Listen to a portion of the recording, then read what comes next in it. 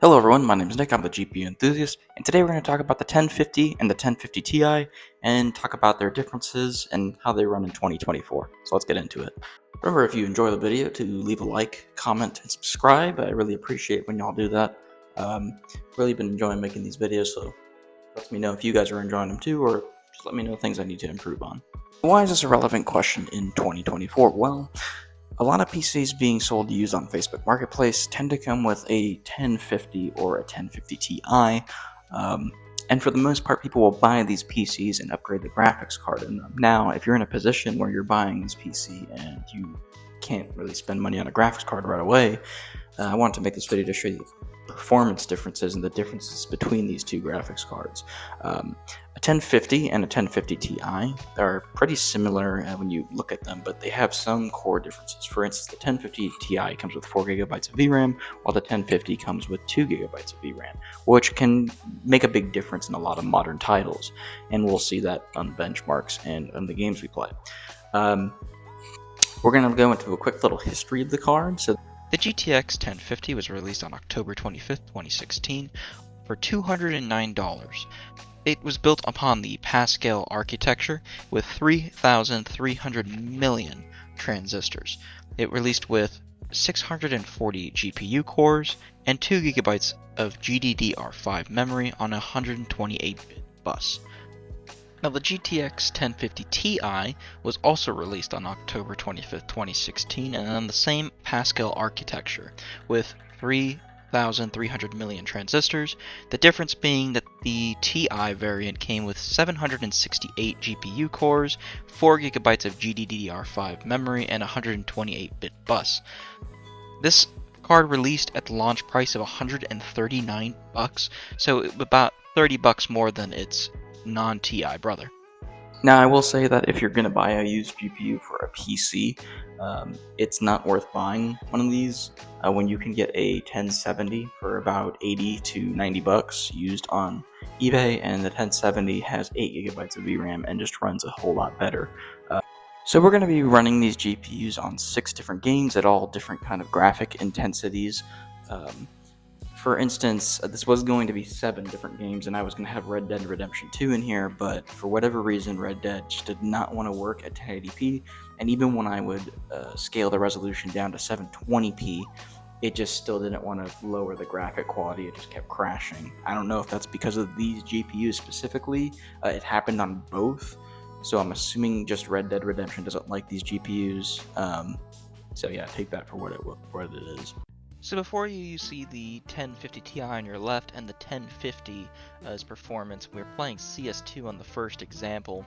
We're going to gradually upgrade the games as we go, but I just want to point out that all the games are going to be played at 1080p low to medium settings, so nothing crazy here. CS2, not a really graphically intensive game, and you guys can tell through the gameplay here that the frame rate average on the 1050 Ti is hitting above 140 to 145.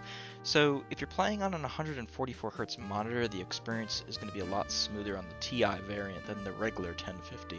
Another thing to keep in mind also is the 1% lows. The 1% lows being a lot better on the 1050 Ti than the 1050. 10 FPS and 20 FPS difference is, not a huge difference when you think about it, but it actually feels a lot better when you're actually playing it. The experience in the 1050 Ti being a much more smoother experience while playing the game.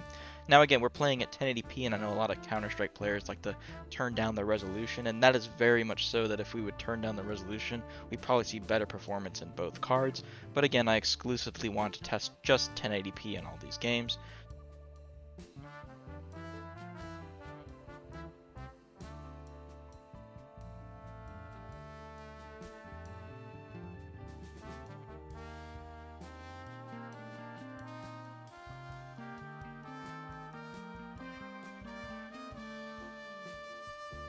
Next is LEGO Star Wars The Skywalker Saga, and I chose this game to benchmark because if you have this card, you're most likely to be playing games like this, and overall it was a really good experience on both the 1050 Ti and regular 1050.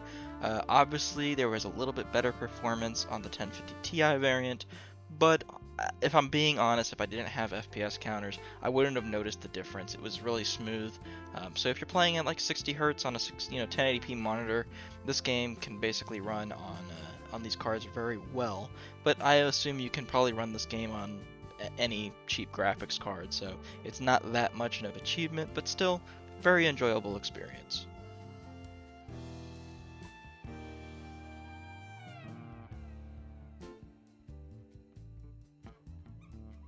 Now stepping it up with Rainbow Six Siege, this is where I could honestly tell you I could start to feel the difference between the two cards.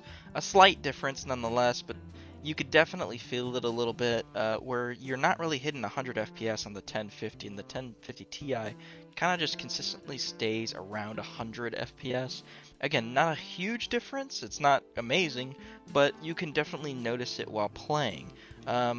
Both cards are still pretty playable though on both these games, and again we're playing at 1080p, so you could definitely crank more settings down and run it at a smaller resolution and get more frames out of it.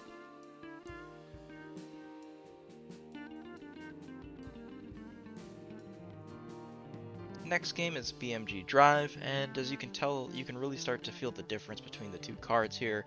Both cards kind of struggle to play this game, where you have the 1050 Ti kind of staying around 40 to 50 FPS, going to about 43% low, and then you have the 1050 just barely running at 30 FPS. Still playable, don't get me wrong, it's still playable, but it's not an enjoyable experience.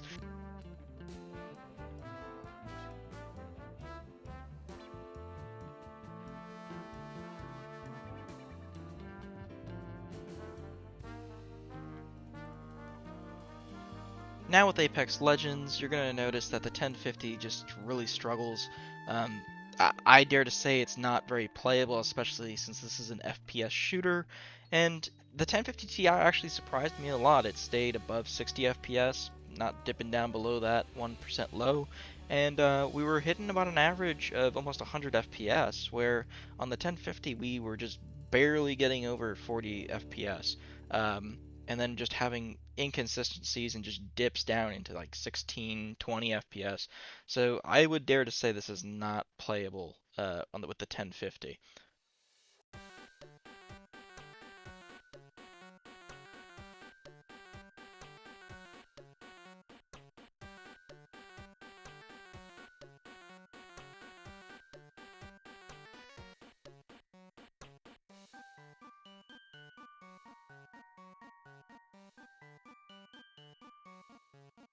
And now for the final boss, Cyberpunk 2077, and this is the weirdest example I'm going to show because for whatever reason the 1050 ran better than the 1050 Ti here.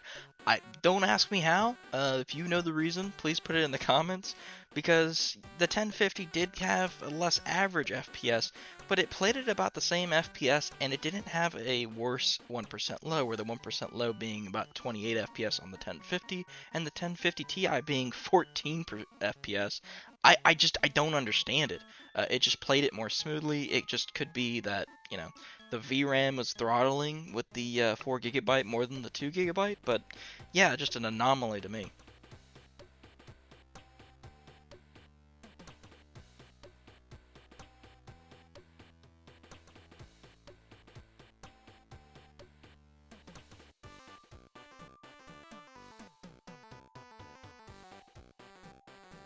So that's going to be the end of the video, guys. I hope you guys really enjoyed. I enjoyed making this video and just checking out the differences between these two. Like I said before, I wouldn't recommend buying these GPUs used. If you buy a cheap PC that has it in them, it is what it is, but buying these on the used market, there's just so many better deals that you can go for. If you guys enjoyed the video, please consider leaving a like and subscribing, and leaving a comment on things I can improve on, and if you guys enjoyed the video at all, or if you got to this point. So I hope you all have a great day, and I'll see you all on the next one. Have a good one.